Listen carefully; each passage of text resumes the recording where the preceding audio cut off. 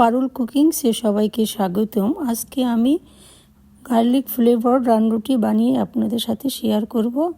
খুবই নরম এবং সফট হয়, খেতে খুবই সুস্বাদু। একটি বলে 200 মিলিলিটার দুধ, এখানে আমি হালকা কুসুম গরম দুধটা নিয়েছি।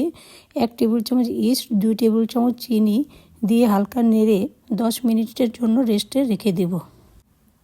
দেখেন, রেস্টে রাখার কারণে ইস্ট ফুলে ভেসে উঠেছে। এখন এর মধ্যে 3 কাপ পরিমাণ ময়দা, হাফ চা চামচ লবণ দিয়ে ভালো করে নেড়ে মিশিয়ে নিব।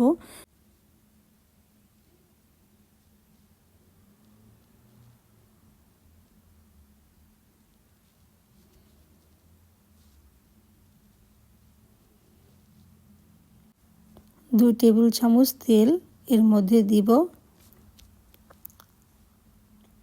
হালকা কুসুম গরম পানি অল্প করে দিয়ে আমি ময়দাটা ভালো করে মেখে নিব। পানি একসাথে বেশি করে দিবেন না, অল্প অল্প করে দিবেন। আটাটা ভালো করে মেখে নিতে হবে।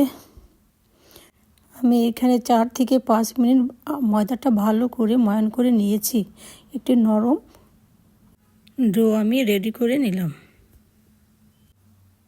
1 টেবিল চামচ তেল আমি ডোয়ের উপরে মেখে দিয়ে একটি কভার দিয়ে ঢেকে আমি 2 ঘন্টা আমি গরম জায়গায় রেখে দিব। এখানে 2 থেকে 3 টেবিল চামচ বাটার, 1 চা চামচ রসুন কুচি, 1 চা চামচ ধনিয়া কুচি নিয়ে একটি পেস্ট তৈরি করে নিব রুটির গায়ে লাগানোর জন্য। এটা দিলে গার্লিক বাটার ফ্লেভার আসে, খেতে খুবই সুস্বাদু হয়। 2 ঘন্টা পরে ডোটা ফুলে দ্বিগুণ হয়ে গেছে।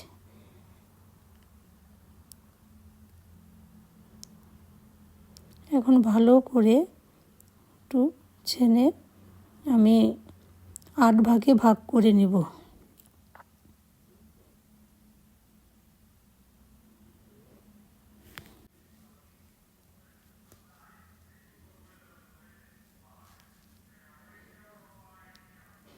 আমি রুটি বানানোর জন্য এখানে 8টি লেচি করে নিয়েছি।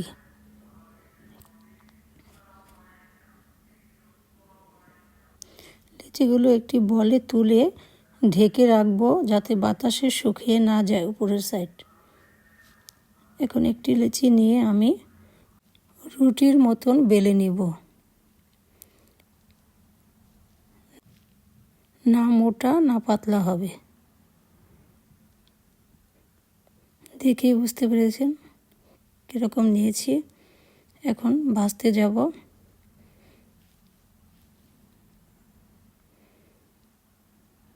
দেখেন কি সুন্দর ফুলে উঠেছে। যখন ভাজা হয়ে যাবে শেষের দিকেই আমি সেই বাটার গার্লিক যে পেস্টটা বানিয়েছিলাম সেটা রুটির উপরে দিয়ে দিব। এপাশ ওপাশ দুনো পাশে দিব।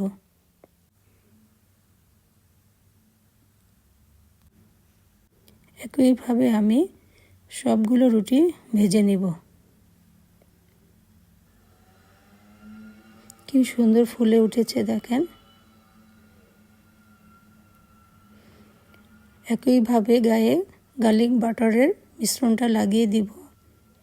এই গার্লিক বাটারের মিশ্রণটা লাগানোর কারণে আপনি যখন রানরুটিটা খাবেন তখন দেখবেন খুবই সুন্দর একটি ফ্লেভার আসে, খেতে খুবই সুস্বাদু লাগে। আর এতটাই সফট হয়েছে যে না দেখলে আপনি বুঝবেনই না।